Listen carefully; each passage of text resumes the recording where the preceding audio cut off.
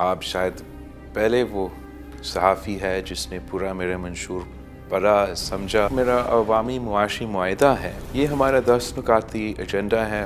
اس کو میں نے خود اپنے ہاتھوں سے تیار کیا ہے۔ ملک بھر میں جو سب سے بڑا مسئلہ ہے وہ مہنگائی، بے روزگاری اور غربت ہے۔ 17-18 وزارتیں جو کہ 18ویں ترمیم کے تحت 2015 میں ڈیوالو ہونے چاہیے تھے، اور نہ میاں صاحب نے نہ خان صاحب نے وہ ڈیوالو کیے۔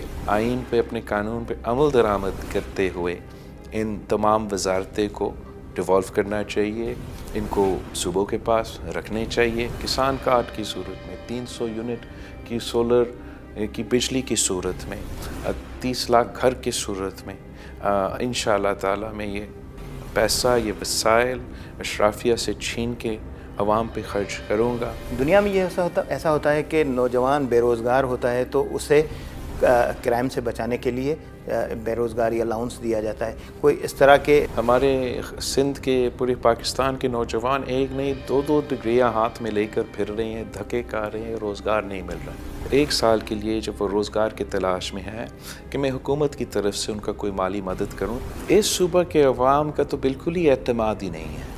سیپکو سے لے کے الیکٹرک تک، وفاق کا پاور منسٹری تک۔ مجھے تو ہنسی آتا تھا کہ میں جب پی ڈی ایم میں تھا اور وزیر اعظم صاحب اٹھ کے کہتا تھا کہ 2013 تک ہم نے تو لوڈ شیڈنگ ختم کر دی، اور میں سوچتا تھا کہ کیا ہم کوئی دوسرا ملک میں بیٹھے ہیں۔